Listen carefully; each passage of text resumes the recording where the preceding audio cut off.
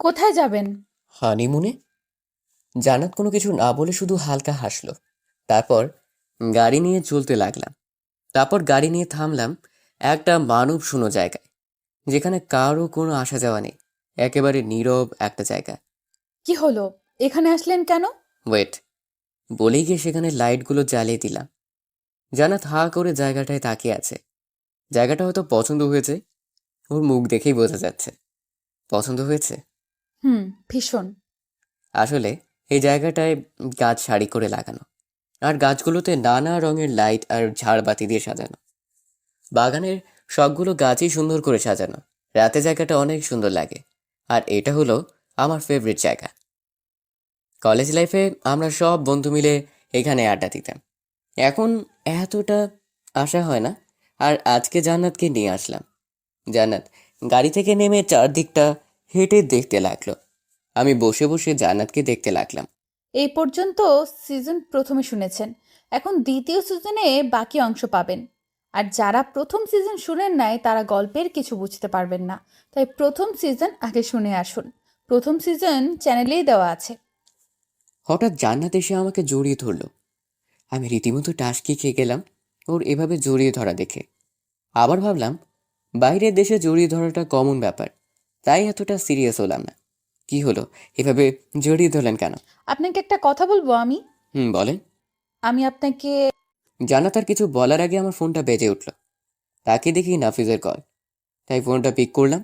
কিরে, এখন ফোন দিলি কেন? মামা, টাকাটা কি করব? তুই কোথায় এখন? বাসায় বসে আছি। কাল সকালে আমার অফিসে নিয়ে আসিস। পাশে কেউ আছে নাকি? হুম। কে আছে রে মামা? জান্নাত।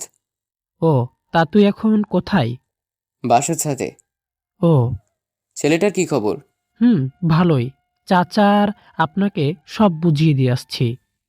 ও, সারাদিন কিছু খেতে দিয়েছিস নাকি এমনি আছে? খাইয়ে দিয়ে এসেছি। ওকে, কাল সকালে দেখা হবে। তাকে দেখে জান্নাত অগ্নি চোখে আমার দিকে তাকিয়ে আছে। কি হলো, এভাবে তাকিয়ে আছেন কেন? না, এমনি। বাসায় চলেন। ও, কি না বলবেন বলেছিলেন? বলার ইচ্ছে নেই, বাসায় চলেন। আমার থেকে ফোনটা বড় হয়ে গেছে আপনার কাছে। ও, এই কারণে রাগ করেছেন? কোনো কিছু না বলে অন্যদিকে তাকিয়ে রইল। যেটা বলছিলেন সেটা এখন বলবেন নাকি পরে? মুডটাই খারাপ করে দিছেন। অন্য সময় বলবো। ওকে, তা এখানে থাকবেন নাকি বাসায় যাবেন? বাসায় যাওয়াটা ভালো। ওকে, তাহলে চলেন। হুম, চলেন। কি ভাবছেন? আচ্ছা, ফোনটা কে করেছিল? কেন?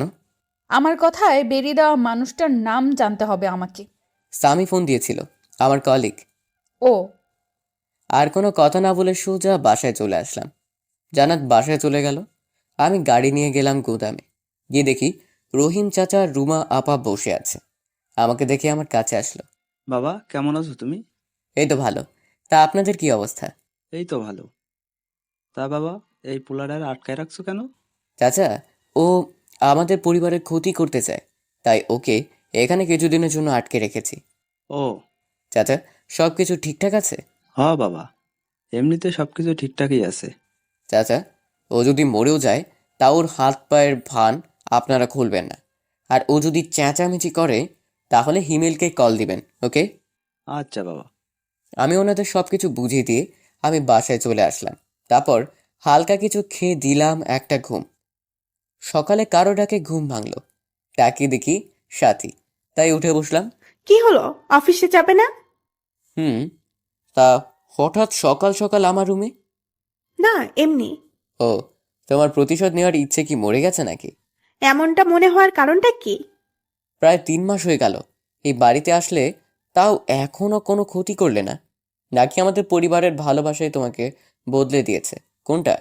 সেটা সময় বলে দিবে। আপাতত তুমি অফিসে ওকে, যাও। বলে উঠে চলে গেলাম ওয়াশরুমে। রেডি হয়ে গেলাম নিচে। নাস্তা করে অফিসে চলে গেলাম। সারাদিন কাজ করে বিকেলে বাসায় আসলাম। বাসায় এসে ফ্রেশ হয়ে নিচে বসে বসে অপেক্ষা করতে লাগলাম কোরিয়ার জন্য। প্রায় সন্ধ্যার দিকে কুরিয়ারটা আসলো। রুমে নিয়ে পেপারগুলো চেক করে নিলাম। তারপর সেটাকে লকারে রেখে দিলাম। এখন সুযোগ খুঁজতে হবে জান্নাতের থেকে সাইনটা করিয়ে নেওয়ার। সন্ধ্যায় বসে বসে মোবাইল টিপতেছিলাম, তখনই জান্নাত আসলো। সারাদিন কোথায় ছিলেন? কেন, অফিসে। ও। এটা বলেই জান্নাত আমার পাশে শুয়ে পড়ল। আমি কিছুটা অবাক হয়ে যাই ওর এমন আচরণ দেখে। আমি বিছানা থেকে উঠে সোফায় গিয়ে বসলাম। জান্নাত কেমন করে যেন আমার দিকে তাকিয়ে আছে। ওই, আপনি এখান থেকে উঠে গেলেন কেন? দেখেন, এটা বাংলাদেশ। এখানে অবিবাহিতা দুজন ছেলে মেয়ে একসাথে শুয়ে থাকলে সমস্যা। আপনিও কি এটা মনে করেন? আমি মনে করি না, কিন্তু আমার দাদু আগের কালের মানুষ। আর বিশেষ করে তোমার আপু দেখলে তো কি না কি ভাববে, অথবা ভাইয়া দেখলে ভাববে আমি ওনার শালির সাথে লাইন মারছি। ইসলামিক দৃষ্টিতে পাশে শোয়া তো দূরের কথা, দেখা করা পর্যন্ত হারাম। জানাত কিছু না বলে মুখটা বাঁকিয়ে ভেঙচি কাটলো। আচ্ছা, আপনি এখানে আসার কারণটা জানতে পারি? কারণটাই তো কালকে বলতে চেয়েছিলাম, কিন্তু আপনি শোনেননি। তা এখন বলা যাবে? না, আবার সময় আসলে বলবো। তা কবে আসবে সময়টা? এখানে আসেন, তারপর বলবো। না, আগে বলেন। আপনি আসবেন না আমি আসবো? মানে? মানে হলো, আমি আপনার পাশে বসে সেই কথাটা বলতে চাই। কেন, কি এমন কথা যে পাশে বসে বলতে হবে? সেটা বলার জন্যই তো বসতে চাই। ওকে, আসেন। না, যে কথাটা বলবো সেটার জন্য এই জায়গাটা পারফেক্ট না। মানে? জান্নাতের কথা কিছুই মাথায় ঢুকছে না। মানে কথাটা সুন্দর একটা জায়গায় বলতে হবে। কি এমন কথা যা বলার জন্য মুড বা জায়গা পারফেক্ট হতে হবে? সময় হলে বলবো। ও, তা এখন কি করবেন? বয়ফ্রেন্ড থাকলে ঘুরতে যেতাম, কিন্তু এখন বাসাতেই থাকতে হবে। এত খোঁচা দিয়ে কথা বলছেন কেন? এমনি। আচ্ছা চলেন না, বাইরে থেকে ঘুরে আসি। বয়ফ্রেন্ড বানানোর ধান্দা নাকি? কিছুক্ষণের জন্য ওই রকমই। এখন চলেন, বাইরে ডিনার করে আসবো একেবারে। ওকে, আপনি বসেন, আমি রেডি হয়ে আসি। বলে ফ্রেশ হতে চলে গেলাম। ফ্রেশ হয়ে রেডি হয়ে নিচে গিয়ে দেখি জান্নাত এখনও আসেনি। তাই সবার সাথে আমিও একটু আড্ডা দিতে বসে গেলাম। ভাইয়া, ম্যানেজারের কি খবর? পুলিশের কাছে কমপ্লেন করে এসেছি, বাকিটা ওরাই দেখে নেবে। ওকে, তা তুই হানিমুনে যাবি না? তুই কোথাকার কথা কোথায় নিয়ে লাগাচ্ছিস? মানে? তুই না ম্যানেজারের কথা বলছিলি, তাই এখন আবার হানিমুনের কথায় গেলি কেন? তো কি হয়েছে? তুমি যাবি কবে সেটা বল। না রাখ, আব্বুকে বলে দেখি। বলে আব্বুকে ডাক দিলাম। ভাইয়া আটকাতে গিয়েও পারল না। আব্বু, ভাইয়া আর ভাবি হানিমুনে যাবে না?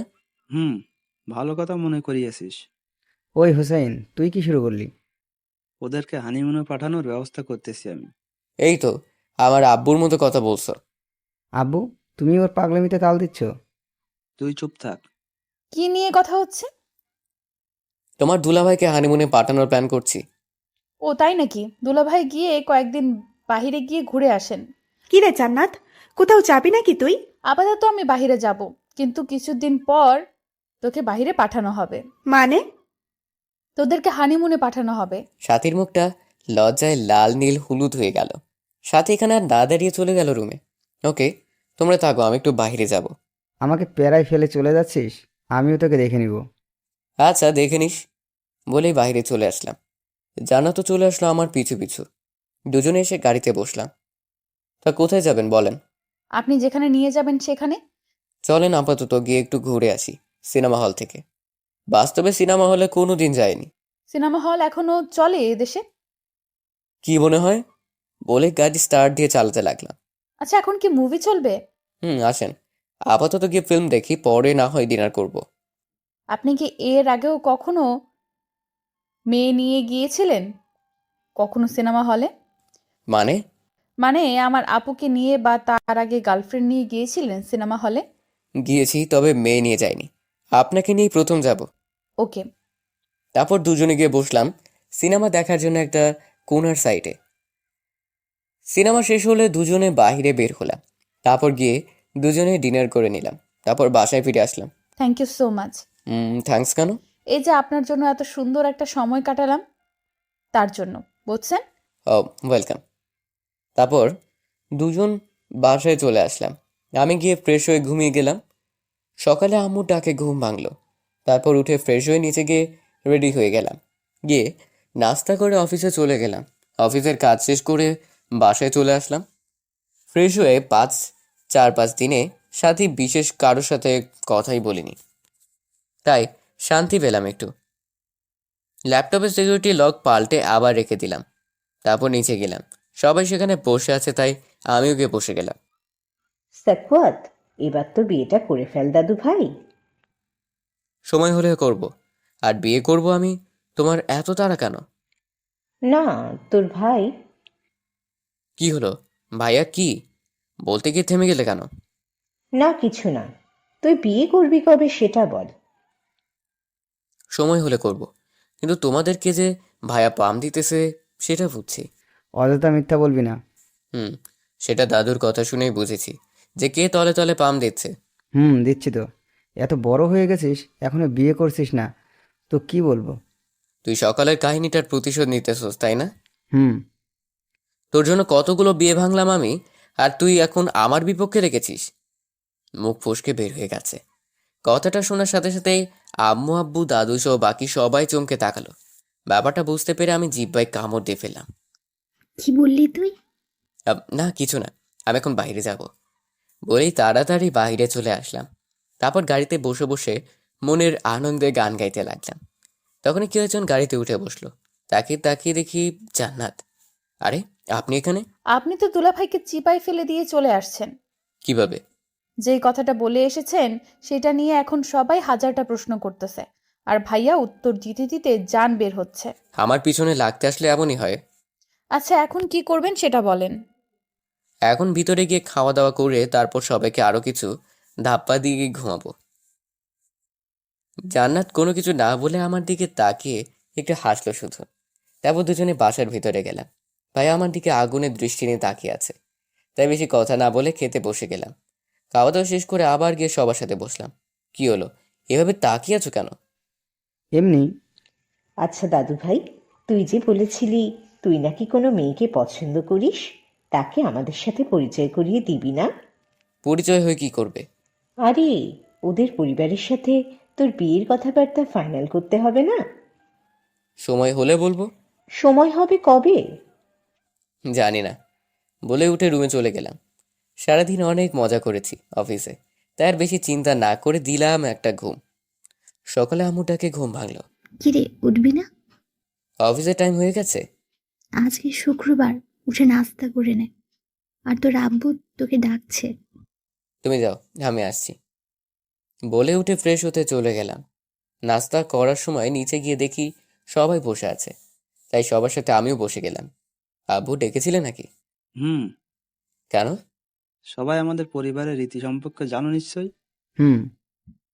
সো, সাথী যেহেতু বংশের বড় বউ, তাই সাথীকে এই বাড়ির সব দায়িত্ব দিয়ে দেওয়ার সিদ্ধান্ত নিয়েছি।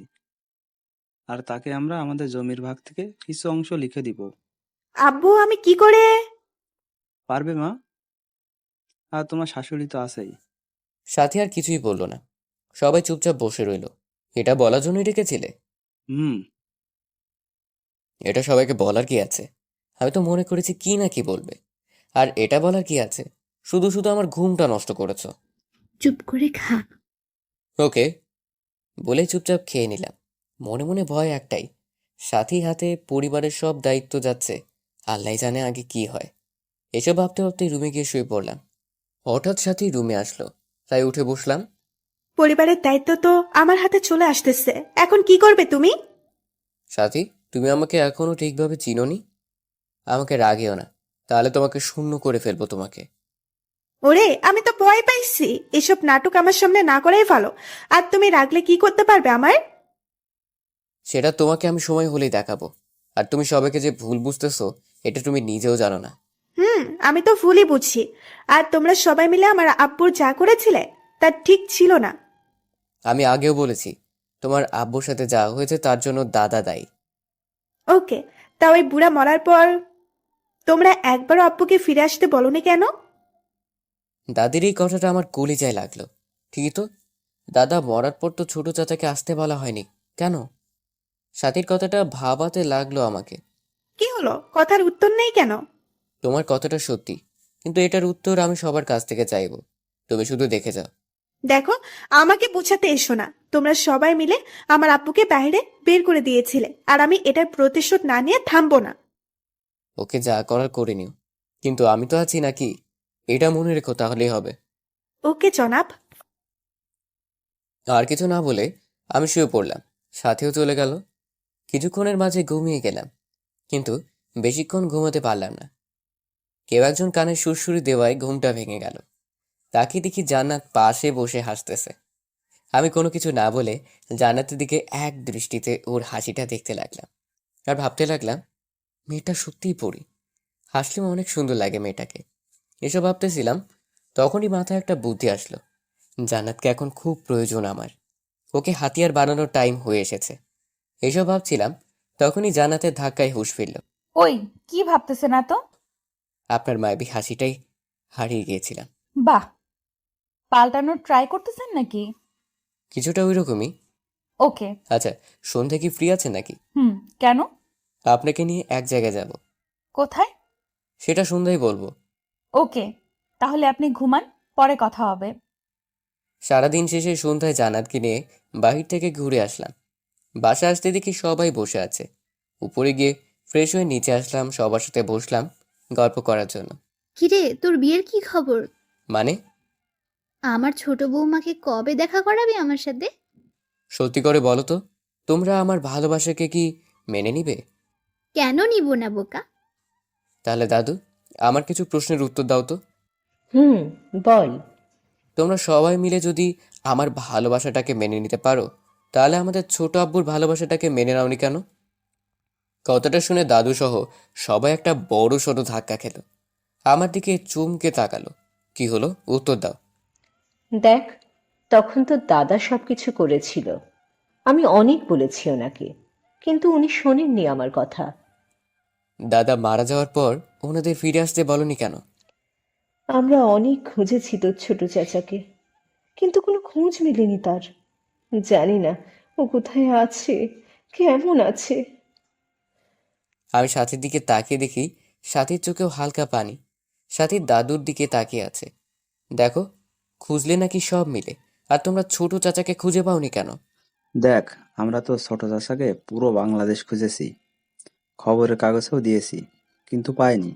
ওকে, এবার আমি খুঁজবো চাচাকে, আর তোমরা দেখো শুধু। আর আমার পছন্দের মেয়ে নেই, ঠিক আছে? বলে উপরে চলে আসলাম। তারপর রুমে গিয়ে বসেছিলাম, তখনই জান্নাত রুমে আসলো। আচ্ছা, আপনি কি বললেন আমি কিছুই বুঝলাম না। আরে আসলে আমার একটা ছোট আব্বু। জান্নাতকে সব খুলে বললাম। শুধু বললাম না, জান্নাতের আব্বুই আমার ছোট চাচা। এটা ঘটনাটা আমি আগেও শুনেছি মনে হচ্ছে। কি জানি। আচ্ছা, আপনি থাকেন, আমি গেলাম। বসে বসে মোবাইল টিপতেছিলাম, তখনই সাথী রুমে আসলো কফি নিয়ে। কি ভেঙেছে আপনার ভুল? সাথী কোনো কিছু না বলেই চলে গেল। আমি নিজের মতো কফিকে চলে গেলাম খেতে। খাওয়া দাওয়া করে উপরে চলে আসলাম, তারপর ঘুমিয়ে গেলাম। এভাবে বেশ কয়েকদিন কেটে গেল। সাধারণভাবেই কেটে গেল দিনগুলো। বিকেলে বাসায় এসে ফ্রেশ হয়ে এসে বসে বসে মোবাইল টিপতে লাগলাম। তখনই জান্নাত রুমে আসলো। কি হলো, কিছু বলবেন? আপনাকে একটা কথা বলবো বলেছিলাম, মনে আছে? হুম। আজকে সন্ধ্যায় বলতে চাই। সন্ধ্যায় আপনাকে নিয়ে একটা জায়গায় যাব। রেডি হন। আমি কিছু না ভেবে উঠে গেলাম রেডি হতে। তারপর রেডি হয়ে গাড়িতে গিয়ে বসে রইলাম। কিছুক্ষণ পর জান্নাত এসে আমার গাড়িতে উঠলো। তারপর আমার দিকে তাকিয়ে একটা মিষ্টি হাসি দিল। কোথায় যাবেন বলেন? চালাতে থাকেন, আমি বলতেছি। ওকে, বলে গাড়ি চালাতে লাগলাম। কিছুটা পথ যাওয়ার পর জান্নাত একটা নদীর পাড়ে থামাতে বলল। তাই গাড়ি থামিয়ে দুজনে নিচে নামলাম। হুম, বলেন কি বলবেন? চলেন একটু হাঁটি। চলেন। বলে দুজন পাশাপাশি হাঁটতে লাগলাম। আপনার হাতটা একটু ধরতে পারি? না না, সরি, সারা জীবনের জন্য ধরতে পারি? আপনি কি ইনডাইরেক্ট প্রপোজ করতেছেন নাকি? হুম। দেখেন, বাসা থেকে মেয়ে দেখতেছে, আর আপনি আগে বললে ভেবে দেখতাম, কিন্তু কে জানে কবে বাসা থেকে মেয়ে ঠিক করে বসে। সেটা নিয়ে আপনাকে ভাবতে হবে না, আমি সব সামলে নেব। দেখো, আমি কি বলবো কিছুই বুঝতেছি না। আপনাকে কিছু বলতে হবে না, আপাতত বাসায় চলেন, সেখানে আরো বড় চমক বাকি আছে আপনার জন্য। কিরকম চমক? শুনলেই বুঝতে পারবেন। এখন চলেন বাসায়। আর কিছুক্ষণ বসি এখানে, জায়গাটা খুব ভালো, তাই কিছুক্ষণ থাকতে মন চাইছে। আপনার পছন্দের জায়গা এটা, তাই আপনার পছন্দ হতে হবে। জায়গাটা পছন্দ হয়েছে, কিন্তু আপনাকে পছন্দ হয়নি আমার। জানার কথাটা শোনার সাথে সাথেই হাসি খুশি মুখটা একেবারে শুকিয়ে গেল। চোখের কোণে পানি চলে আসলো। ভাঙা গলায় জিজ্ঞেস করলো, কেন? কারণ তুমি অনেক পাতলা, আর পাতলামে আমার পছন্দ না। জান্নাত কাঁদো কাঁদো মুখটা এখন রাগে লাল হয়ে গেল। চোখ দিয়ে যেন রক্ত পড়তেছে। হঠাৎ করে জান্নাত এসে আমাকে জোরে জড়িয়ে ধরে কেঁদে দেয়। তারপর কোনো কথা না বলে ঘাড়ে কামড় বসে দিল। আরে আরে, কি করতেছো? ও, আমি পাতলা বলে ভালো লাগে না, শয়তান। বলে আবার কামড় বসে দিল। আহ, আহ, উফ, উফ, ব্যথা পাচ্ছি তো। আরে আমি তো মজা করেছি। আপনি পাতলা কে বলেছে? আপনি তো লেডি বডি বিল্ডার। এবার কামড় ছালো জান্নাত। আমার দিকে অভিমানী নজর নিয়ে তাকিয়ে আছে। আমি পাতলা, তাই না? তাহলে এখন কোলে নিয়ে 1 ঘন্টা এই নদীর পাড়ে হাঁটবেন। কি? হুম, তাড়াতাড়ি কোলে নেন। আমি বাসে যাব? আগে কোলে নিয়ে হেঁটে নেন, তারপর বাসায় যায়েন। কি আর করার, তাই ওকে এভাবে নিয়েই হাঁটতে লাগলাম নদীর পাড়ে। কিছুক্ষণ হাঁটার পর জান্নাত পিঠ থেকে নেমে পড়ল। এবার বাসায় যাওয়া যাক। আসছে বাসায় যেতে, এখন তো শুরু মাত্র। কি? হুম, এবার হাত দিয়ে কোলে তুলেন। কি আর করার, তাই কোলে তুলে নিলাম। পাতলাওয়ালা সুদ তুলতেছে। কতক্ষণ এভাবে নিয়ে ঘোরার পর জান্নাত নামাতে বলল, তাই নামিয়ে দিলাম। আর বলবেন পাতলা মেয়ে, জীবনেও না। মনে থাকে যেন, বুঝছেন? ওকে। চলেন এবার বাসায় যাই। চলেন। তারপর জান্নাতকে নিয়ে বাসায় চলে আসলাম। জান্নাত ভিতরে চলে গেল। আমি গাড়ি পার্ক করে ভিতরে আসলাম। হুসাইন, এদিকে আয়। হুম, বলো। আমরা তোর বিয়ে ঠিক করেছি। ও, ও, ওকে। আহ, কার সাথে? তোর বিয়ে ঠিক করেছি জান্নাতের সাথে। কি? বলেই বসা থেকে দাঁড়িয়ে গেলাম। জান্নাত আমার দিকে লাজুক চোখে তাকালো, আর বাকি সবাই হালকা হেসে উঠল। আমি সবার চিন্তা বাদ দিয়ে সাথের দিকে তাকালাম, কিন্তু ওর তেমন কোনো রেসপন্স নেই। কিরে, তোর মেয়ে পছন্দ হয়নি? কি বলবো কিছুই বুঝতে পারতেছি না, তাই চুপচাপ দাঁড়িয়ে রইলাম। কথা বলতেছি না দেখে জান্নাত আমার দিকে জিজ্ঞাসার দৃষ্টিতে তাকালো। উপায় না দেখে মাথা নেড়ে শুধু হ্যাঁ বলে রুমে চলে আসলাম। রুমে আসতেই তৌফিকের কল আসলো। কিরে মামা, কি অবস্থা? ভালো। তা পেপার দুইটাই সাইন করাইছো তো? না, এখনো হয়নি। মামা, 5 দিনের ভিতর এটা সাইন করা, না হলে পরে সমস্যায় পড়ে যাব। কেন? আরে, যাকে দিয়ে কাজটা করাচ্ছি সে নাকি 2 মাস পরে অবসর নিয়ে নিবে। সো যা করা তাড়াতাড়ি কর। ওকে, আমি তোকে 3 দিনের ভিতরে সাইন করে পাঠাচ্ছি। ওকে, ভালো থাকিস। ওকে, বলেই ফোনটা রেখে দিলাম। মাথা ঘুরতে লাগলো জান্নাতের থেকে কিভাবে সাইনটা করানো যায়। ভাবছিলাম কয়েকদিন পর বিয়ের সময় করিয়ে নিব, কিন্তু এখন তো মহা ঝামেলায় পড়ে গেলাম। ফ্রেশ হয়ে এসে ভাবতে লাগলাম কিভাবে করা যায়। ভাবতে ভাবতে কখন যে খাওয়ার টাইম হয়ে গেল খেয়ালই করিনি। আম্মুটাকে ভাবনা থেকে বের হয়ে খেতে গেলাম। খাওয়া দাওয়া করছিলাম, তখনই আব্বু বলে উঠল, ভাবতেছি কোম্পানিতে নতুন একটা ম্যানেজার জয়েন করাবো।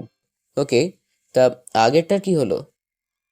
ওর তো কোনো খোঁজই নেই, আর পুলিশও ওই ছেলেটাকে খুঁজতেছে। পুলিশ কথাটা শুনতেই মাথায় একটা বুদ্ধি আসলো, তাই তাড়াতাড়ি খাওয়া শেষ করে রুমে চলে আসলাম। রুমে সেই ফোন দিলাম নাফিককে। কিরে মামা, এত রাতে ফোন দিলি কেন? আমাদের বেজে বা আমাদের ফ্রেন্ডসদের মধ্যে কেউ পুলিশ আছে রে? আছে। কেন? কে? শিহাব ছিল না, ওই যে চশমা পরতো সে। হুম, ও এখন কোন পদে আছে? বাপের টাকা আছে, তাই ঘুষ দিয়ে এসআইয়ের পদ নিয়ে নিয়েছে। গ্যাট, ওকে একটু ফোন দিয়ে ভার্সিটিতে আসতে বল তো। কালকে ওর সাথে কাজ আছে। ওকে। আসবে তো নাকি? আরে কি বলিস, শেষ বেলায় ওর কত হেল্প করেছিলাম, মনে নেই তোর? তো এখন আসবে না কেন? ওকে, তুই দেখ কি করতে পারিস, আমি বাকিটা দেখছি। ওকে। বলে ফোনটা রেখে আরামে একটা দীর্ঘশ্বাস ফেলে বারান্দায় গেলাম। গিয়ে দাঁড়িয়ে দাঁড়িয়ে জান্নাতের কথা ভাবতে লাগলাম। জান্নাতকে বিয়ে করাটা কি ঠিক হবে নাকি ভুল, এসব নিয়ে ভাবছিলাম। তখনই কেউ পেছন থেকে জড়িয়ে ধরলো। বুঝতে বাকি রইল না জান্নাত। কার কথা এত ভাবতেছেন? আপনার। তাই নাকি? তা কি ভাবতেছিলেন? আপনাকে বিয়ে করব নাকি? জান্নাতের অবস্থা দেখার জন্য বাকিটা বললাম না। নাকি কি? কিছু না বলে অন্যদিকে ফিরে গেলাম। দেখি জান্নাতের অবস্থা কি হয়। কিছুক্ষণ পর জান্নাত কাঁদতেছে মনে হলো। ফিরে দেখি সত্যিই জান্নাত কাঁদতেছে। কি হলো, কাঁদতেছেন কেন? কিছু না বলে কেঁদেই যাচ্ছে। না, মজাটা বেশি হয়ে গেছে। আচ্ছা, তাহলে সেই বাকি কথাটাও বলতেছি। আপনাকে বিয়ে করব নাকি আপনাকে বিয়ে ছাড়াই সারা জীবন আমার কাছে রাখবো? আপনি যেভাবে রাখবেন আমি সেভাবেই থাকবো। ওলে ওলে, থাক, এখন আর কাঁদতে হবে না। শয়তান! কি হলো, মারলেন কেন? আমাকে কাঁদিয়েছেন তাই। ওকে, অনেক রাত হয়ে গেছে, এখন রুমে যান। আমি তো আমার রুমেই আছি। মানে? মানে কয়েকদিন পর থেকে তো এটা আমারই হবে। সো কাল যেটা হতে যাচ্ছে তাই আগে থেকেই অভ্যাস করে নেওয়া ভালো না? ওরে আল্লাহ, বলে কি মেয়েটা? কি বলি সেটা বুঝতে হবে না। এখন আসেন, ঘুমাতে হবে। আয় আয় আয়, যান রুমে যান। চুপ, আসেন। রুমে এসে জান্নাত খাটে শুয়ে গেল। তারপর হাতের ইশারায় কাছে ডাকতে লাগলো, সরি, আপনি থাকেন এই রুমে, আমি গিয়ে অন্য রুমে ঘুমাবো। বলেই দরজার দিকে আসতে লাগলাম। তখনই জান্নাত এসে দরজায় দাঁড়িয়ে গেল। বুঝেছি, আপনাকে বিয়ের পরেই বাগে আনতে হবে। হুম, বুঝতে পারার জন্য ধন্যবাদ। আমি যে চলে যাব, তবে যাওয়ার জন্য গিফট দেন। কিসের গিফট? আর এত রাতে দোকান খোলা থাকবে নাকি যে গিফট পাওয়া যাবে? পুরো দোকানটাই সামনে, আর বলে গিফট নাকি পাওয়া যাবে না। কি বুঝাতে চাইছেন? বলবো না করে দেখাবো? মানে বলেন। জান্নাতের নজরটা কেমন যেন খারাপ হতে লাগলো। তারপর হাঁটি হাঁটি পায়ে আমার দিকে এগোতে লাগলো। ওকে, তাহলে আগে পানি খেয়ে নিই, তারপর বলবো। বলে গ্লাস থেকে পানি খেয়ে খাটের সামনে এসে দাঁড়ালো। শেষ, তাহলে এবার বিদায় হন। বিদায় হওয়ার গিফটটা তো লাগবে নাকি? ও, বলেন কি গিফট? ওকে, একটা কিস করেন, তাহলে আমি চলে যাব। হ্যাঁ, কি? কি না জি। না, এটা আমি পারবো না। ওকে, তাহলে আমিও যাব না। কাকে ডাকবেন ডেকে নেন। কি করব কিছুই বুঝতে পারতেছি না। আর জিমে না দিলে এখন সারা বাড়ি মাথায় তুলে রাখবে। ওই কি এত ভাবতেছেন? আম, না, কিছু না। দিবেন না এখানেই শুয়ে পড়বো, অনেক ঘুম পেয়েছে। ওকে, তাহলে এদিকে আসেন। আপনি আসেন, আমি যেতে পারবো না। ওকে, বলে আমি জান্নাতের কাছে গেলাম। হুম, আপনি আপনার কাজ করতে পারেন। ওকে। জান্নাতের দিকে 5 ইঞ্চি গ্যাপ রেখে দাঁড়ালাম। জান্নাত বারে বারে গ্যাপটায় তাকাতে লাগলো। তারপর আমি কিস করার জন্য চোখগুলো বন্ধ করে মুখটা এগোতে লাগলাম। হঠাৎ জান্নাত এসে আমাকে জড়িয়ে ধরে লিপ কিস করে দিল। ওর ব্যবহার দেখে আমি পুরাই অবাক। তারপর জান্নাত আমাকে নিয়ে খাটে পড়ে যায়। কয়েকটা কিস করার পর জান্নাত হাঁপাতে লাগলো। আজকে বুঝলাম আপু আপনাকে কেন বিয়ে করেনি। মানে? আপনি এতটা আনরোমান্টিক, তাই আপু আপনাকে রিজেক্ট করে দিয়েছে। ও, তাই রিজেক্ট মালটা আপনার কি প্রয়োজন তা জানতে পারি? সেটা বিয়ের পরে বলবো। এখন সরুন, ঘুমাতে যেতে হবে। আমি বেশি চিন্তা না করে ফ্রেশ হতে চলে গেলাম। হ্যাঁ, লিপস্টিক এত বাজে টেস্টটা আজকে বুঝলাম। যাই হোক, ফ্রেশ হয়ে এসে ঘুমাতে চলে গেলাম। সকালে আম্মুর ডাকে ঘুম ভাঙলো, তাই উঠে ফ্রেশ হয়ে এসে নাস্তা করে অফিসের জন্য বেরিয়ে গেলাম। রাস্তায় জান্নাতকে নিয়ে করা প্ল্যানটা নাফিসকে বুঝিয়ে দিলাম। তারপর অফিসে কাজ করতে লাগলাম। দুপুরের পরে হিমেল ফোন দিয়ে বলল সঞ্জিত নাকি রাজি হয়ে গেছে, তাই বাকি প্ল্যানটাও বলতে। তারপর অফিস থেকে বেরিয়ে সোজা চলে গেলাম ক্লাবে। কিরে শিহাব, কি খবর? ভালো। তা তোকে সবকিছু বুঝিয়ে দিয়েছে না নাফিস? তারপর তুই? শিহাবকে বাকি প্ল্যানটাও বলে দিলাম। ওকে। আরেকটা কথা, তোর বড় ভাই কি ফাইন্যান্স নিয়ে পড়েছিল না? কেন? এখন কি করে? চাকরি করে নাকি এখনো বেকার? বেকারি? ঠিক আছে, আমাদের অফিসে পাঠিয়ে দিস। আমি তোর ভাইয়ের ট্যালেন্ট দেখেছি, ম্যানেজারের চাকরি হয়ে যাবে। কি বলিস মামা? শিহাবের চোখে হালকা পানি জমে গেল, কিছুটা আবেগী হয়তো হয়ে গেছে। আচ্ছা, আমি আব্বুকে সব বলে দিচ্ছি, তুই পাঠিয়ে দিস কালকে। ওকে? মামা তুই আজকেও আমাকে উপকার করলি। আমি তো ঋণ। ধুর, কি বলতেছিস? আর তোর ভাইয়াকে বলিস এখান থেকে যেন রাগটা কমিয়ে নেয়, কারণ তার হাতের নিচে এখন 20-40 জন কাজ করবে না, পুরো একটা কোম্পানির লোক কাজ করবে। সো ওনাকে একটু বুঝিয়ে বলিস ওনার চাকরিগুলো গেছে রাগের কারণে, সেটা আমি জানি। তাহলে আমি এখন যাই, পরে কথা হবে। বলি সেখান থেকে বেরিয়ে গেলাম। এরপর আর অফিসে না গিয়ে বাসায় চলে আসলাম 3টার দিকে। প্রচুর খিদে পেয়েছে, তাই আম্মুকে ডাকতে তার রুমে যাই। আম্মুর রুমে উকি দিয়ে দেখি ঘুমাচ্ছে, তাই আর ডাকলাম না। ভাবির রুমেও আর যাইনি। টেবিলে কি আছে দেখেই ফ্রেশ হতে চলে গেলাম। ফ্রেশ হয়ে নিচে এসে চমকে গেলাম। এসে দেখি সবকিছু সুন্দর করে সাজানো, কিন্তু আশেপাশে কাউকেই দেখতে পাচ্ছি না। প্রচুর খিদে পাওয়ায় আর বেশি চিন্তা করলাম না। হয়তো সাথী দেখেছে এসেছি, তাই হয়তো এসব রেডি করে দিয়ে চলে গেছে। খেতে বসে গেলাম। কিছুক্ষণ পর হঠাৎ গ্লাসের দিকে নজর গেল। চিরকুটের মতো একটা জিনিস রাখা, তাই হাতে নিলাম। কে এই চিরকুট রাখলো? কিছুটা উৎসাহী হয়ে খুললাম। খুলে আমি অবাক হয়ে গেলাম এই যে এটা জান্নাত। তাই আর কিছুই বললাম না। কি হলো, কিছু বলতেছেন না কেন? কি বলবো? কি বলবেন মানে? থ্যাঙ্কসও দিবেন না? থ্যাঙ্কস কেন দিব? কেন দিবেন মানে? এত কষ্ট করে সবকিছু রেডি করে খেতে দিলাম, আর আপনি কিনা একটা থ্যাঙ্কসও দিবেন না? আমি কোনো পাগল বা পাগলিকে থ্যাঙ্কস দেই না। মানে? মানে হলো চিরকুটে হাতে ধরিয়ে দিলাম।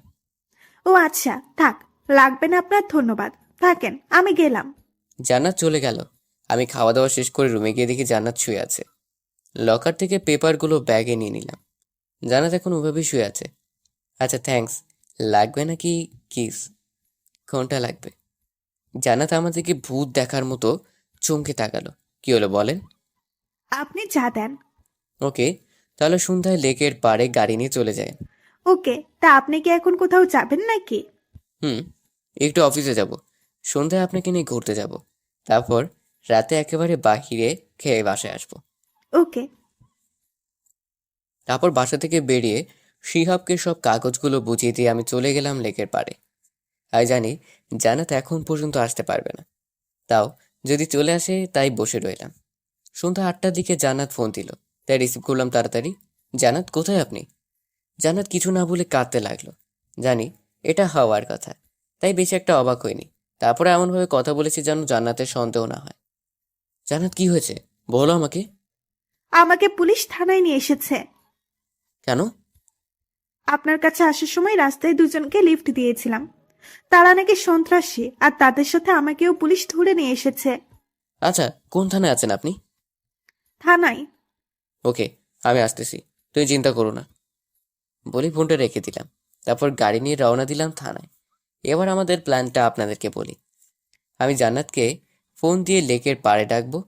তারপর রাস্তায় দুইটা লোক জান্নাতের গাড়ির কাছে হেল্প চাইবে। জান্নাত যা দয়ালু তাতে নিশ্চিত লিফট দিবে। তারপর শিহাব এসে ওই দুজনকে ধরে নিয়ে যাবে, সাথে জান্নাতকেও ধরে নিয়ে যাবে। আমি গেলে শিহাব আমাকে বন্ধু বলে গলায় জড়িয়ে ধরবে। বাকিটা ওইখানে গেলেই জানতে পাবেন। আমি থানায় এসে পৌঁছে গেলাম। ভিতরে গিয়ে হালকা একটু অবাক হয়ে গেলাম। আব্বু ভাইয়া আর সাথেও থানায় এসে হাজির হয়ে আছে। ব্যাপারটা এখন একটু সমস্যাই হয়ে গেছে। তখন শিহাব ভেতর থেকে বাইরে আসলো। এসেই ভাব নিয়ে আব্বু আর ভাইকে বলল। কি হলো, আপনারা এখনো যাননি? যান, গিয়ে উকিল নিয়ে আসেন। আমি ইশারা দিলাম বাকিটা শুরু করতে। ওই, তুই হুসাইন না? হুম স্যার। আমাকে চিনিস নাই? আরে আমি শিহাব, ব্যাটারি বলতি, আমাকে মনে আছে? ও হ্যাঁ। ওরা কি হয় তোর? আব্বু, ভাইয়া আর ভাবি, সবার সাথে পরিচয় করে দিলাম। ও আঙ্কেল, বসেন, দাঁড়িয়ে আছেন কেন? মেয়েটা কি হয় তোর? তোদের ভাবি হইব? কি বলিস? আগে বলবি না আমাকে? তারপর শিহাব একজনকে বলল জান্নাতকে বাহিরে আনতে। তারপর উনি জান্নাতকে বাহিরে বের করে আনে। আচ্ছা হুসাইন, তুই একটু আমার সাথে আয়। হুম চল। বলেই দুজনেও রুমে গেলাম। কিরে, কাগজগুলো সব রেডি তো? হুম, সব কিছু ওকে। এখন শুধু শেষ খেলাটা দেখব। কিছুক্ষণ পর জান্নাত শুধু ডাকবি, আর বাকিদের ভেতরে আনার দরকার নেই, কারণ তারা এই ব্যাপারে কিছুই জানে না। ওকে। তারপর কিছুক্ষণ বসে বসে সিগারেট খেয়ে নিলাম একটা। তারপর জান্নাতকে ভিতরে ডাকলাম। জান্নাত আসলো, কিন্তু হালকা ভয় পেয়ে আছে। সরি ভাবি, আমি জানতাম না আপনি হুসাইনের হবু বউ। জান্নাত কিছুই বললো না। আচ্ছা, এখানে 4টা সাইন করে আপনি বাসায় চলে যান, আর কোনো সমস্যা হবে না। আমি জান্নাতের হাত থেকে পেপারগুলো নিয়ে ভালো করে দেখে নিলাম। তারপর জান্নাতকে দিলাম। জান্নাত সাইন করে দাও। জান্নাত তাড়াতাড়ি সাইন করে দিল। তারপর সেগুলো শিহাবের কাছে দিলাম। জান্নাত তুমি গিয়ে গাড়িতে বসো, আমি আসতেছি। জান্নাত কিছু না বলে চলে গেল। তুই তো সিনেমায় চান্স পাবি, এত ভালো অ্যাক্টিং করিস তুই। পুলিশের চাকরি যথেষ্ট, এত বেশি কাজ করলে সেই টাকা খাবে কে? আচ্ছা এখন যাই, পরে কথা হবে। ওকে, পেপারসগুলো কি করব, নিয়ে যা। তারপর বের হয়ে এসে গাড়ির সামনে দাঁড়ালাম। সবাই চুপচাপ হয়ে বসে আছে। কি হলো, মুড অফ কেন সবার? কি হয়ে গেল এই সময়টায়? ভাইয়া তুমি এখন এটা নিয়ে পড়ে আছো? আরে আমি থাকতে আমার পরিবারের কেউ চুল পরিমাণও ক্ষতি করতে পারবে না, এটা সব সময় মনে রেখো। সাথে দিকে আর চোখে তাকিয়ে বললাম। হুম, চল এখন। কোথায় যাব? বাসায়। আজকে বাইরে ডিনার করবো, এটা ফাইনাল। আম্মু বাসায় একা। তাহলে চলো তাকে নিয়ে আসি, তারপর গিয়ে ডিনার করব। তাহলে সবার মন চাঙ্গা হয়ে যাবে। হুম। তাহলে আম্মুকে ফোন দিয়ে বলো রেডি হয়ে থাকতে। আর তোমরা যাও, আমি আসতেছি ওই গাড়িতে। ওকে জান্নাত, তুমিও ওর সাথে চলে যাও। ওকে। ওকে, তোমরা যাও, আমি আসতেছি বলেই গাড়ি থেকে সরে দাঁড়ালাম। তারপর ওরা গাড়ি নিয়ে চলে গেল। জান্নাত আর আমি গিয়ে উঠে বসলাম গাড়িতে। আপনি ঠিক আছেন? মাথা নেড়ে হ্যাঁ বলল। এদিকে আসো। জান্নাত চুপচাপ কাছে চলে আসলো। কপালে একটা ভালোবাসার পরও শিখে দিলাম। জান্নাত হালকা কেঁপে উঠল। শুনো, অজানা কাউকে লিফট দিতে নেই, আর দিলেও এমার্জেন্সি বা অ্যাক্সিডেন্ট করার ব্যাপারে সাহায্য করবে, না হলে এসবে ফেসে যাবে। ওকে। আর একটা কথা, আমার বউকে সবাই চিনে রাখার দরকার, না হলে কিভাবে হবে? আর আজকে থেকে তোমার কোনো চিন্তা নেই। কোনো সমস্যা হলে তো তোমার পুলিশ দেবর আছেই, ফোন দিবে, চলে যাবে সে। জান্নাত হালকা করে হাসলো। দেখেছ তোমার হবু স্বামী কত ফেমাস? আমাকে বিয়ে করলে সব চিন্তা আমার হয়ে যাবে। পাগলটা। সব ভয় শেষ? হিম্মত দেওয়ার মানুষ পাশে থাকলে ভয় থাকবে কিভাবে? হুম, তাহলে সব চিন্তা বাদ দিয়ে চলেন, খাওয়া দাওয়া করে আসি, তাহলে পেটে আগুন লেগে যাবে। গাড়ি কি আমি চালাবো নাকি? আপনার ড্রাইভিং সিটে তো আপনি বসে আছেন। ও চলেন বলে গাড়ি নিয়ে চলে গেলাম সোজা রেস্টুরেন্টে। সবাই মিলে খাওয়া দাওয়া করে নিলাম। তারপর বাসায় চলে আসলাম। রুমে গিয়ে ফ্রেশ হয়ে বসে বসে মোবাইল টিপতে লাগলাম। তখনই সাথী রুমের দরজায় টোকা দিল। আরে ভাবি, আসেন। কি করছো? এই তো বসে আছি। তা হঠাৎ কি মনে করে? ধন্যবাদ দিতে এসেছি কেন? জান্নাতকে এত বড় একটা দুর্ঘটনা থেকে বাঁচানোর জন্য। জি, আমি গাড়ির সামনে দাঁড়িয়ে কি বলেছি সেটা কি আপনার কান দিয়ে যায়নি? আমি এখন আসি। ভাবি, একটা কথা জানার ছিল। কি কথা? আপনার হঠাৎ করে কি হলো? আমার কি হবে? আমি তো ঠিকই আছি। না মানে, যে নাকি আমাকে বা আমার পরিবারকে সহ্য করতে পারে না, সে নাকি তার বোনকে আমার হাতে তুলে দিচ্ছে। ভাবি কিছু না বলে শুধু হালকা হেসে চলে গেল। সব চিন্তা বাদ দিয়ে একটা আরামের ঘুম দিলাম। সকালে উঠে ফ্রেশ হয়ে নাস্তা করে চলে গেলাম অফিসে। দুপুরে পেপারগুলো কুরিয়ার করে দিয়ে তারপর আবার অফিসে চলে গেলাম। সারাদিন শেষ করে অফিস থেকে চলে আসলাম বাসায়। মাথাটা হালকা ব্যথা করছিল। আম্মু! কিছুক্ষণ পর আম্মু সে হাজির। কিরে এভাবে চিল্লাচ্ছিস কেন? মাথাটা ব্যথা করতেছে, একটু টিপে দাও না। আমার তো অনেক কাজ পড়ে আছে নিচে। আচ্ছা তুই শুয়ে থাক, আমি আসছি। ওকে। শুয়ে শুয়ে মোবাইল টিপতেছিলাম, তখনই জান্নাত রুমে আসলো। কি খবর? আজকে কোথায় সারাদিন? অফিসে কাজ ছিল, তাই বিজি ছিলাম। আমার কথা কি একবারও মনে পড়েনি? সত্য বলবো না মিথ্যা? সত্য? কাজে চাপ ছিল, তাই মনে করার সময় পাইনি। আর এত মনে করার কি আছে? মানে? যাকে কলিজায় রাখি তাকে মনে করতে হবে কেন? পটানোর চেষ্টা করতেছেন নাকি? কাকে? কাকে আবার? আমাকে? একটু একটু। ওকে। তা কালকে যে বলছিলেন কিস করবেন, তার কি হলো? কিছুই হয় নাই। তাহলে এখন দিয়ে দেন। থাক, বাসি জিনিস খাওয়ার দরকার নেই। জোর করতে হবে? না, তাহলে দেন। দিব, কিন্তু একটা শর্ত আছে। আবার কি সত্য? আমার মাথাটা হালকা ব্যথা করছে, আপনাকে চুলগুলো হালকা টেনে দিতে হবে। ওকে। তাহলে ওইখানে দাঁড়িয়ে আছেন কেন? এদিকে আসেন। আসছি। তারপর ওর ঘাড়ে হাত রাখলাম। জান্নাত ঘাড় বাঁকিয়ে দিল। তারপর ওর গালে হাত দিয়ে কিস করে ফেললাম।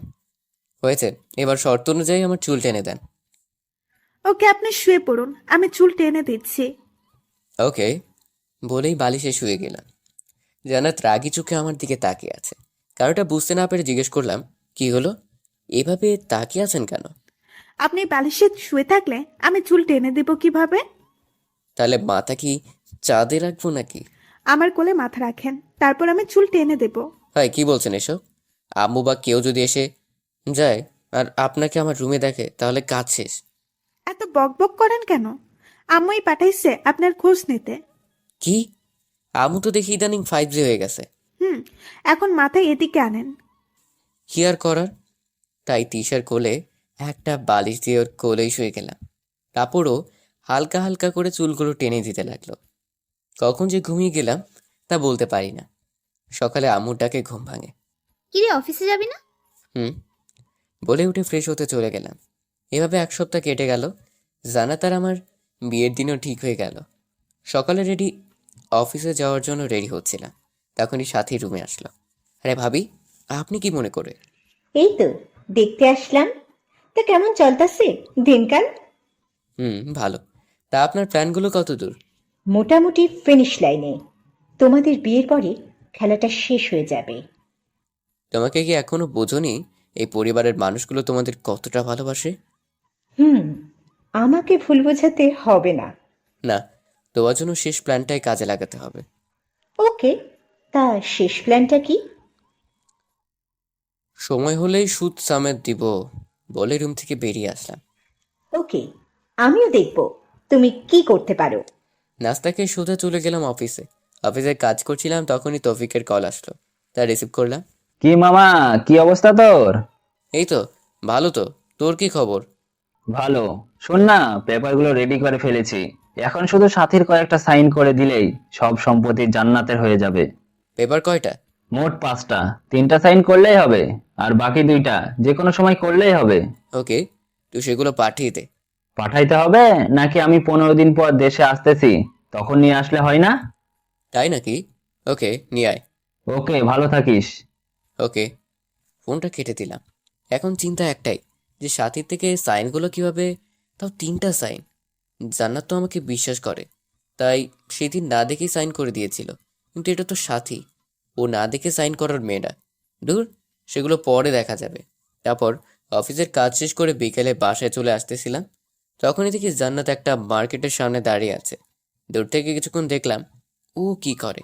কিছুক্ষণ দেখার পর দেখলাম গাড়ির জন্য দাঁড়িয়ে আছে, তাই গাড়িটাও সামনে নিয়ে দাঁড় করালাম। ম্যাডাম, কোথায় যাবেন? থ্যাঙ্কস, আপনি চলে আসছেন। গাড়ি পাওয়াই যাচ্ছে না। তাই এখানে কি করছেন? একটু মার্কেট করে আসছিলাম। কার জন্য?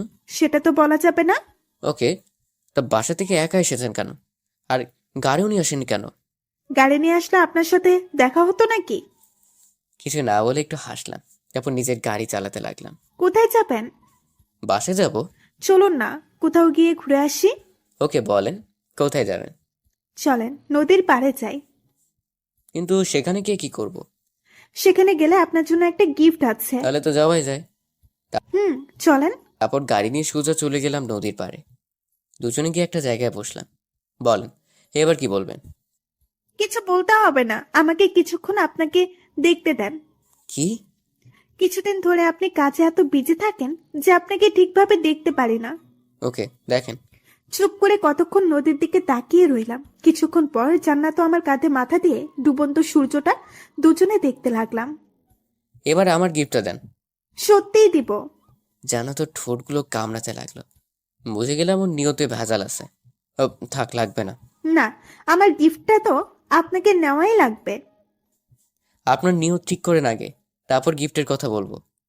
নিয়ত সেটা অনেক আগে থেকেই পাকা, তাই এটাকে সোজা করা সম্ভব না। তারপর জান্নাত আমার মাথাটা ওর দিকে ঘুরিয়ে নিয়ে চেপে ধরে রাখলো। না, প্লিজ প্লিজ। হ্যাঁ হ্যাঁ। তারপর জান্নাত আর কিছু বলতে না দিয়ে ও ঠোঁট দিয়ে আমার ঠোঁটগুলো বন্ধ করে দিল। কিস করার সময় হঠাৎ অনুভব করলাম জান্নাত আমার হাতে কিছু পরিয়ে দিচ্ছে।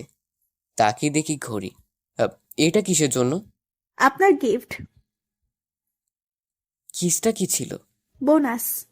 বাহ, তার কি করলে এমন বোনাস পাওয়া যাবে বলবেন একটু? বিয়ে করেন। ওকে, বিয়ে করলে গিফট হিসেবে কি পাবো আর বোনাস হিসেবে কি পাবো এটা বলতেন যদি।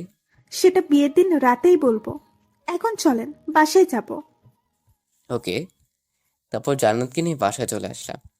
তারপর ফ্রেশ হয়ে এসে ভাবতে লাগলাম অনেক হয়েছে এসব খেলাধুলা, এখন এগুলো শেষ করা দরকার, না হলে ঘুরে ফিরে ক্ষতি আমাদের পরিবারেই হবে। তাই খেলাটা শেষ করা দরকার। মোবাইলটা হাতে নিয়ে তৌফিককে ফোন দিলাম। কিরে, কি খবর? এই তো ভালো। শোন না, তোকে আর একটা কাজ করে দিতে হবে। কি কাজ বল? তুই কোনোভাবে ইউকের ভিসার ব্যবস্থা কর। কার জন্য?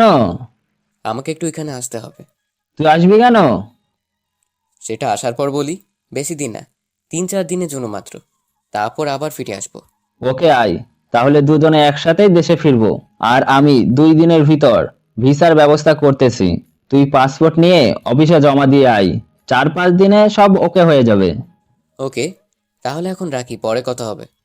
বলেই ফোনটা রেখে দিলাম। তারপর আর কি, মোবাইলটা নিয়ে ফেসবুকে ঢুকে একটা গল্প লিখছিলাম। তখনই দরজায় কেউ কড়া নাড়ল। তাকে দেখি জান্নাত। শাড়ি পরে আছে, কিন্তু মন খারাপ করে দাঁড়িয়ে আছে। কি হলো? ভিতরে আসবেন নাকি বাহিরেই দাঁড়িয়ে থাকবেন? আর মন খারাপ কেন? ধুর, ভাল লাগে না। বিয়ে নাকি আরো 20 দিন পরে। তো কি হয়েছে? আমার আর ভালো লাগে না, মনে হয় কালকেই আপনাকে বিয়ে করে ফেলি। হঠাৎ এত আবেগ? নিজের বর সারাদিন চোখের সামনেই ঘোরাফেরা করে, আর রাতে কোলবালিশ জড়িয়ে ধরে ঘুমাতে হয়। এটা কার ভালো লাগে বলেন? জান্নাতের কথা শুনে না এসে পারলাম না, তাই একটু জোরেই হেসে দিলাম। এদিকে জান্নাত আমাকে হাসতে দেখে আগুনে লাল হয়ে গেছে। ওই হাসি থামান, থামান বলছি। ওকে ওকে, সরি। আপনি তো আমাকে ভালোবাসেন না, তাই আমার ভেতরে কি চলছে সেটা বুঝতেছেন না। কোন রকম সামলে নিলাম। ওকে, তাহলে এবার এদিকে আসেন। কেন? উম, আদর করবো তাই। থাক, লাগবে না আমার আপনার দেখানো আদর। তারপর আমি উঠে ওর সামনে গিয়ে দাঁড়ালাম। দুজনের মাঝে কয়েক ইঞ্চি ব্যবধান মাত্র। জান্নাত মাথা নিচু করে দাঁড়িয়ে আছে। জান্নাত হঠাৎ পিছনের দিকে ঘুরে দিলাম। তারপর এক হাত ওর পেটে ধরে টান দিয়ে নিজের সাথে মিশিয়ে নিলাম। খালি পেটে হাত পড়তেই জান্নাত কারেন্টের শক খাওয়ার মতো কেঁপে উঠল। ওই কি করতেছেন আপনি? হুম, শেষ কথাটা কি বলেছিলেন আপনি? সরি, ভুলে বলে ফেলেছি। না, এখন তো ছাড়া সম্ভব না। জান্নাতের ঘাড়ে আস্তে করে একের পর এক ভালোবাসার পরশিকে দিতে লাগলাম। জান্নাতের সারা শরীর কাঁপতে লাগলো। ও কিছু বলতে যাচ্ছে কিন্তু বলতে পারছে না, নিজেকে আমার হাতে ছেড়ে দিয়েছে। আমি জান্নাতের অবস্থা বুঝতে পেরে জান্নাতকে জিজ্ঞেস করলাম, কিছু বলবেন? দেখুন, বিয়ের আগে এসব কি করছেন আপনি? ওকে, এগুলো যেটা মনে থাকে। আর এরকম কথা বললে পরের বার মাফ পাবেন না। বলেই জান্নাতকে ছেড়ে দিলাম। জান্নাত দরজার কাছে গিয়ে পিছন ফিরে তাকিয়ে মুখ বাঁকিয়ে ভেঙচি কেটে চলে গেল। তারপর থেকে জান্নাত আমার কাছেই আসে না। কিছু বলা থাকলে মেসেজ করে আর দূরে দূরে গিয়ে চলে। এভাবে কেটে গেল 3 দিন। দুপুরে বসে অফিসে কাজ করছিলাম, তখন তৌফিকের ফোন দিয়ে বলল সবকিছু নাকি ওকে হয়ে গেছে। 2 দিন পর নাকি সকালে ফ্লাইট। বাসার কাউকে ইউকে যাচ্ছে এটা বলা যাবে না, অন্য দেশের নাম বলতে হবে। বিকেলে বসের কাছ থেকে 1 মাসের ছুটি আবেদন করলাম। রাজি হলো না। ভাবলাম চাকরি ছেড়ে দিব, কিন্তু সন্ধ্যায় বস ফোন দিয়ে বলল ওকে, রাতে সবাই একসাথে খেতে বসি। এখন সবাইকে বলবো বলে ঠিক করলাম। আমাকে সপ্তাহখানেকের জন্য আমেরিকায় যেতে হবে, কেন? কোম্পানির কাজে। কয়েকদিন পর তোর বিয়ে, আর তুই এখন দেশের বাইরে যাবি? বিয়ের তো আরো 17 দিন বাকি আছে। আমি 1 সপ্তাহের ভিতর ফিরে আসবো। এই সময় বিদেশ যেতে হবে না তোকে। প্লিজ, একটু কাজ আছে। বললাম না সপ্তাহের ভিতরেই ফিরে আসবো। আব্বু না তো নাই, অনেক জোরাজুরির পর রাজি করালাম। যাক, সবাই মেনে নিল, কিন্তু জান্নাত নারাজ, ওর মুখ দেখেই বুঝে যাচ্ছে। কিন্তু এসব ঝামেলা শেষ করতে হলে চাচা চাচিকে দরকার, তাই যেতেই হবে। খাওয়া দাওয়া শেষ করে রুমে গিয়ে বসে বসে মোবাইল টিপতে লাগলাম। তখনই রুমে কারো আসার আওয়াজ পেলাম। তাকে দেখি জান্নাত এসে আমার কোলে বসে গেল। তারপর বুকে মাথা রেখে চুপচাপ বসে রইল। কি হলো, হঠাৎ আমার এত কাছাকাছি চলে আসলেন? আপনার না গেলে হয় না? মাথা নেড়ে না বললাম। কোনো কিছু না বলে চুপ করে বসে রইল। তাই জান্নাতকে বললাম, আপনার জন্যই তো ভালোই আমি চলে গেলেই আর দূর দিয়ে হাঁটতে হবে না, মন মতো চলতে পারবেন। ভাবছিলাম রাগ করবে, কিন্তু জান্নাত হু হু করে কেঁদে দিল। তাই আমি কিছুটা অবাক হয়ে গেলাম। আরে কাঁদতেছেন কেন? আপনি চলে গেলে আমি কি করে থাকবো? আরে আমি তো খুব তাড়াতাড়ি চলে আসবো, আর তোমার জন্য একটা সারপ্রাইজ নিয়ে আসবো। কিসের সারপ্রাইজ? সেটা দেখলেই বুঝতে পারবেন। এখন কান্না বন্ধ করেন। ওকে। তারপরের দিন খুব স্বাভাবিকভাবে কেটে গেল। তারপরের দিন খুব ভোরে উঠে নাস্তা করে বাইরে বেরিয়ে গাড়িতে উঠে দেখি জান্নাত বসে আছে। আপনি এত সকালে উঠেছেন কেন? এমনি। কাকা, আপনি গাড়ি স্টার্ট দেন, ওনার দেরি হয়ে যাচ্ছে। তারপর ড্রাইভার কাকা গাড়ি চালাতে লাগলো, আর জান্নাত আমাকে জড়িয়ে ধরে বসে আছে। এয়ারপোর্টে এসে গাড়ি থেকে ভিতরে চলে যাচ্ছিলাম, তখনই জান্নাত মায়া ভরা চোখ নিয়ে আমার দিকে তাকিয়ে রইল। তাই আবার ওর কাছে আসলাম, এসে হালকা করে জড়িয়ে ধরলাম। তাড়াতাড়ি ফিরে আসবেন বলে দিলাম। ওকে, আর আপনিও সাবধানে থাকবেন। তারপর জান্নাতের থেকে বিদায় নিয়ে সবকিছু শেষ করে রওনা দিলাম আকাশ পথে, অচেনা এক জায়গায়। ওইখানে গিয়ে পৌঁছে সময়ের ব্যবধান বাংলাদেশ ঢেকে একটু বেশি, তাই সেখানে বিকেল হয়ে গেল। এয়ারপোর্টে তৌফিক এসে পিক করলো। তারপর আমার জন্য একটা হোটেলের রুম বুক ছিল, সেখানে গিয়ে ফ্রেশ হয়ে নিলাম। তারপর হালকা খাওয়া দাওয়ার পর রেস্ট নিলাম একটু। তারপর তৌফিককে নিয়ে রওনা দিলাম ছোট আব্বুর বাসার উদ্দেশ্যে। 1 ঘন্টা রাস্তা পাড়ি দিয়ে অবশেষে গিয়ে পৌঁছালাম একটা বাড়ির সামনে। বাড়িটা বেশ বড় সড়ো, তবে অনেক সুন্দর করে সাজানো। রাত হয়ে গেছে, তাই বেশি কিছু দেখতে পাইনি। ভিতরে যাওয়ার সময় দারোয়ান আটকে দিল। ভাই, কে আপনারা? এটা কি ফাহাদ সাহেবের বাসা? হুম, কিন্তু আপনারা কারা? বাহ, বাংলাদেশি লোকের বাসার সামনে বাংলাদেশি দারোয়ান, খুব ভালো। ওনাদের গিয়ে বলেন বাংলাদেশ থেকে ওনাদের সাথে দেখা করতে 2 জন এসেছে। আপনারা দাঁড়ান, আমি ফোন দিতেছি। কিছুক্ষণ পর সে ভিতরে যেতে বলল। যাক, অবশেষে হেঁটে ভিতরে গেলাম বাসায়। কলিং বেল দিতেই একজন ভদ্রমহিলা এসে দরজা খুলে দিল। দেখে বুঝতে পারলাম এটা ছোট আম্মু, কারণ ছোট আম্মু চেহারাটা অনেকটা সাথীর মতো, তাই চিনতে বেশি একটা অসুবিধা হয়নি। জি, কে আপনারা? জি, ফাহাদ সাহেব আছেন? উনি তো অফিসে, এখনই এসে পড়বেন। কিন্তু আপনারা কারা? আপনি আমাদের চিনবেন না, ফাহাদ সাহেব আমাকে চিনবে। উনি আসুক, ততক্ষণ আমরা বাহিরেই আছি।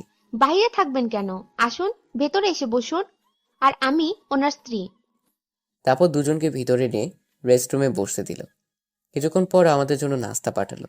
প্রায় আধ ঘন্টা পর হঠাৎ একজন এসে দরজায় নক করলো। তাকিয়ে দেখি কাকা। আগে ছবি দেখেছি ওনার, তাই চিনতে অসুবিধা হয়নি। জি, কে আপনারা? নিজের ভাইয়ের ছেলেকে চিনতে পারতেছেন না? ছোট আব্বু মনে হয় আকাশ থেকে পড়লো। অবাক চোখে আমার দিকে তাকিয়ে রইল। কিছুক্ষণ পর কাকার চোখের পানি দেখতে পেলাম। তুই কি অভি না হুসাইন? হুসাইন। তুই এত বড় হয়ে গেছিস, এতদিনে আমার কথা মনে পড়লো? বলে ছোট আব্বু এসে আমাকে জড়িয়ে ধরে আবেগে কেঁদে ফেললো। তারপর ছোট আব্বুকে সামলে নিয়ে একটা চেয়ারে বসালাম। তুই আমাকে খুঁজে পেলি কিভাবে? সব বলবো, এখন প্রচুর খিদে পেয়েছে। এখন চলেন আগে কিছু খেয়ে নিই, আর আপনার সাথে আমার কথাও আছে। ওকে, আয়। তারপর ছোট আম্মুকে ডেকে আনলো। একে চিনতে পেরেছো? ছোট আম্মু কিছুক্ষণ তাকানোর পর না বলল। ও হলো হুসাইন, ভাইয়ের ছোট ছেলে।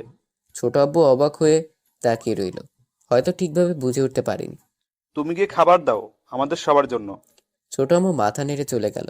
তারপর আমি আর ছোট আব্বু গিয়ে সোফায় বসলাম। বাসার সবাই কেমন আছে? এই তো ভালো। আব্বু কেমন আছে? দাদা তো 7 বছর আগেই মারা গেছে। কি? হুম, দাদু আছে এখন শুধু। তোমাকে দেখার জন্য দাদু এখনো কান্না করে। উনি তোমার কথা আমাদের বলতো, তাই আমাদের বিয়ের আগে তোমাদের বাসায় নিয়ে যেতে এসেছি। কি যাবে না? যাব। আব্বুকে দেখতে পাইনি শেষবারের মতো, তাই আম্মুকে না দেখে হারাতে চাই না। তাহলে চলেন, কালকেই চলে যাই দেশে। এমনি কি চলে যাওয়া যায় নাকি? আমার বিজনেসটা তো কাউকে বুঝিয়ে দিতে হবে, তারপর যাব। আমার হাতে 1 সপ্তাহ সময় আছে, এর চেয়ে বেশি সময় দিতে পারবো না। ওকে, চলবে। আই, এখন খেয়ে নেই। চলেন বলেই খাবার টেবিলে চলে গেলাম। সবাই খেতে বসলাম। তখনই ছোট আব্বু বলে উঠল, অভি আসেনি? আপনাদের বড় মেয়ের জামাই বিজি, তাই আসতে পারেনি। মানে? সাথে কি কিছুই বলেনি আপনাকে? না, কি হয়েছে বলো তো আমাদের। তাহলে শুনেন, আপনার বড় মেয়ে আমাদের উপর প্রতিশোধ নিতে বিয়ে করেছে ভাইয়াকে, আর এই কথাগুলো শুধু আমি জানি। ও, কিসের প্রতিশোধ নিবে? আপনাদেরকে দাদা মেনে নেয়নি কেন, তাই ও আমাদের ফ্যামিলিকে রাস্তায় আনবে। আরে, ও একটু পাগল টাইপের, অনেক জেদ, মাথায় জেদটা বেশি। আমি ওর কয়েকটা প্ল্যান বরবাদও করে দিয়েছি, কিন্তু আমি চাই না এটা আর কেউ জানুক, তাই এটাতে শেষ করতে এখানে এসেছি। আমি যে এখানে এসেছি এটা জানাত বা সাথী কেউ জানে না, আর আপনারাও বললেন না, ওদের জন্য সারপ্রাইজ হিসেবে রাখবো আমি।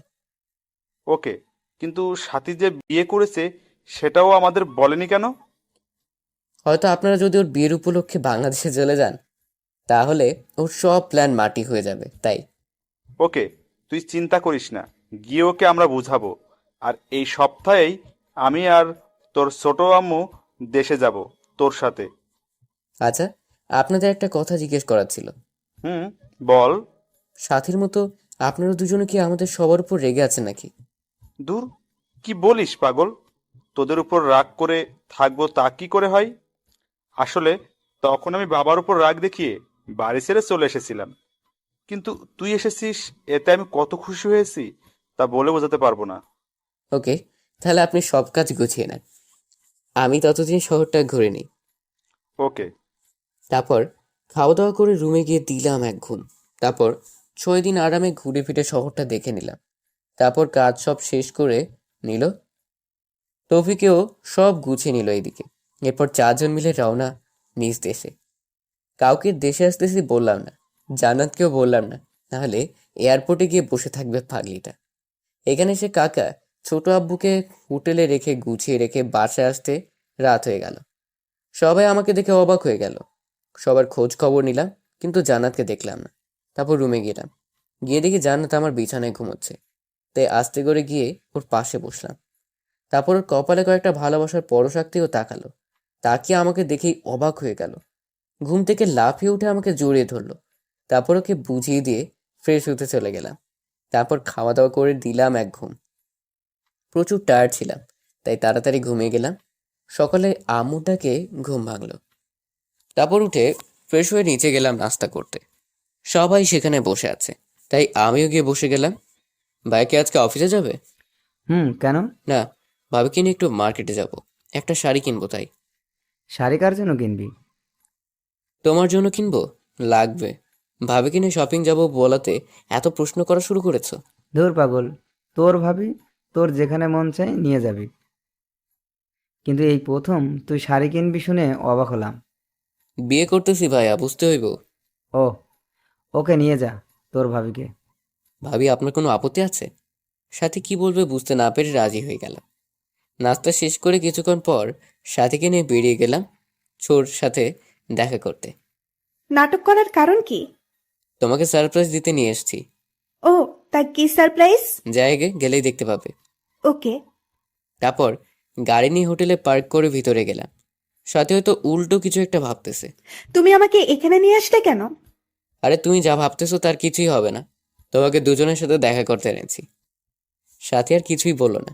তারপর ছোট আব্বু রুমের দরজায় কলিং বেল দেওয়ার পর ছোট আম্মু এসে দরজা খুলে দিল। সাথী ছোট আম্মুকে দেখে একটা শক খেলো। তারপর ওকে নিয়ে ভিতরে গেলাম। কিরে সাথী, হুসাইন যা বলছে তা সব কি সত্যি? সাথী কিছু না বলে চুপচাপ মাথা নিচু করে বসে আছে। দেখ মা, ওনারা আমার বাবা মা, ভাই, ভাবি। ওনাদের ক্ষতি মানে আমার ক্ষতি। আমি তোকে ছোটবেলায় তোকে সব বলেছিলাম, যেন আমি যদি বেঁচে না থাকি তুই যেন ওনাদের কাছে ফিরে আসতে পারিস। আর এখন নাকি ওনাদেরই ক্ষতি করতে চাচ্ছিস? সাথী এখনো চুপ হয়ে আছে। ছোট আব্বু তাকে বোঝাতে লাগলো। আমার সব শোনার মন চাইল না, তাই নিচে এসে গাড়িতে বসে রইলাম। প্রায় আধ ঘন্টা পর সাথী এসে গাড়িতে উঠলো। কোনো কথা না বলে গাড়ি নিয়ে সোজা বাসায় গেলাম। সাথী নেমে যাওয়ার সময় বললাম, জান্নাত যেন জানতে না পারে ছোট আব্বু আম্মুর কথা, ওর জন্য সারপ্রাইজ আছে। সাথী কিছু না বলে ভিতরে চলে গেল। আমিও রুমে চলে গেলাম। গিয়ে দেখি জান্নাত বসে বসে মোবাইল টিপছে, তাই চলে গেলাম ফ্রেশ হতে। এসেই জান্নাতের পাশে শুয়ে গেলাম। আপনি কেমন জানি বদলে গেছেন। আবার একই কথা, কি করলাম আমি? বিদেশ থেকে এসে আমাকে একবারও আদর করেছেন? তো আসেন এবার আদর করি, বলেই টান দিয়ে শুইয়ে দিলাম। জান্নাত চোখ বন্ধ করে চুপচাপ শুয়ে রইল। আমি উঠে গিয়ে দরজা বন্ধ করে আসলাম। এবার বলেন আপনার কি কি আদর লাগবে? আপনাকে আদর করতে হবে না, আপনি শুধু চুপচাপ শুয়ে থাকেন, আমি আপনাকে জড়িয়ে ধরে ঘুমাতে চাই। ওকে বলেই শুয়ে গেলাম। জান্নাত আমাকে জড়িয়ে ধরে শুয়ে গেল। আমি মোবাইল নিয়ে টিপতে লাগলাম। আপনার জন্য সারপ্রাইজ আছে বলেছিলাম, মনে আছে? হুম।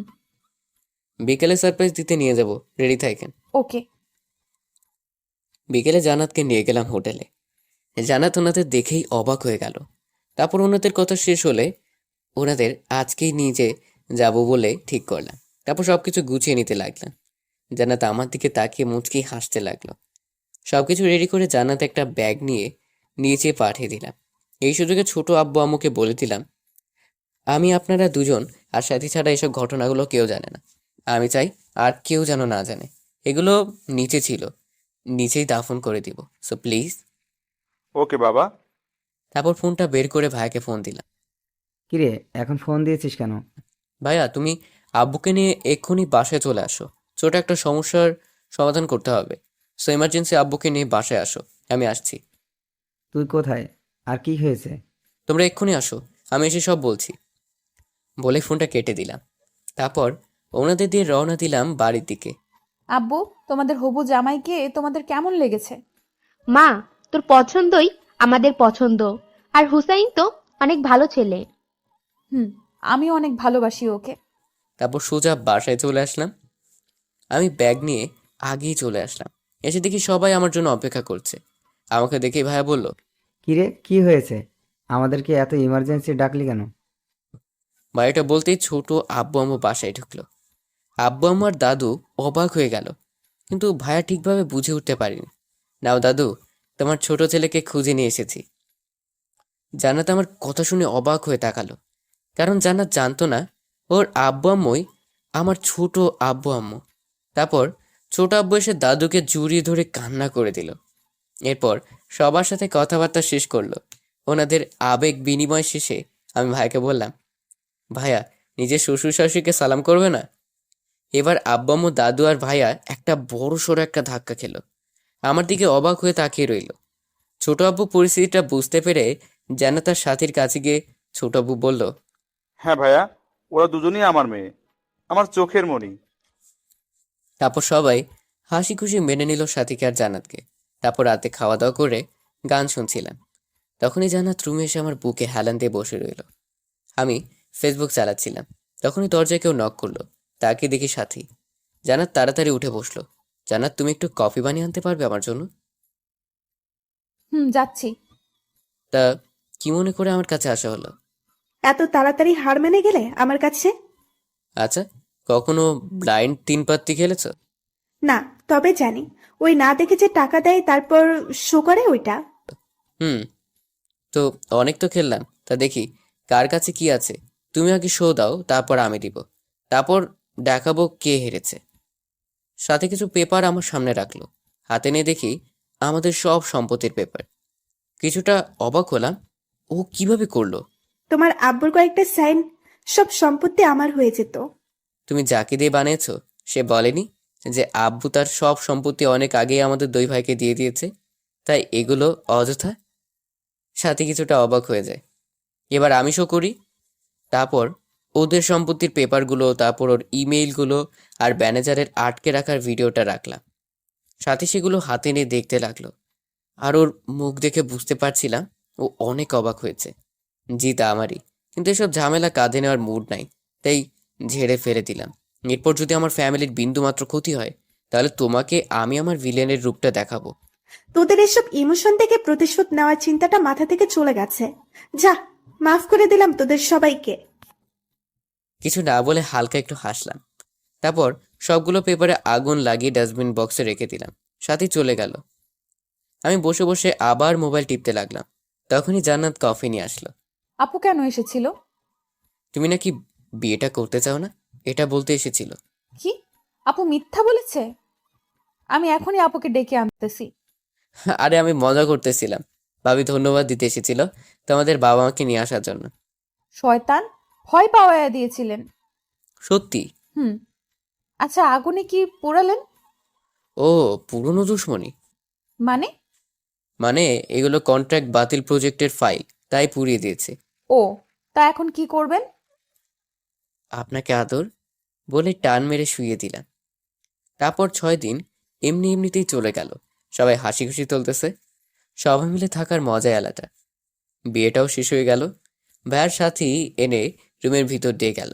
তাকে দেখি জান্নাত বিয়ের সব ড্রেস খুলে নর্মাল কাপড় পরে শুয়ে আছে চাদর মুড়ি দিয়ে। কিছুটা অবাক হলাম, এভাবে শুয়ে আছেন কেন? তো কি করব, সারা রাত আপনার জন্য বসে থাকবো? বাজে কয়টা দেখেন তো। নতুন বউয়ের এভাবে কথা বলা মানায় না। ঠিক আছে চলেন, এবার আমার গিফট দেন। কিসের গিফট? মনে আছে বলেছিলেন বিয়ে করলে নাকি অনেক বড় গিফট দিবেন। ওকে, তাহলে বিয়ে করে আমাকে পেয়েছেন, আর গিফট হিসেবে আমি সারা জীবনের জন্য নিজেকে আপনার নামে লিখে দিলাম। ওকে, তাহলে এত বড় সুযোগ হাতছাড়া করে লাভ নেই। সুযোগের সদ্ব্যবহার করাই ভালো। মিস করাটা বোকামি হবে। মিস করতে কে বলেছে? বলে আমার কলারে টান দিয়ে খাটে ফেলে দিল। তারপর আর কিছু বলার আগেই ওর ঠোঁট দিয়ে আমার কথা বলা বন্ধ করে দিল। তারপর কি হয় জানতে বসে আছেন তাই না? বিয়ে করলে জানবেন। আর যারা করেছেন তারা তো গল্পটা কেমন হয়েছে একটি গঠনমূলক কমেন্ট করে জানাতে ভুলবেন না।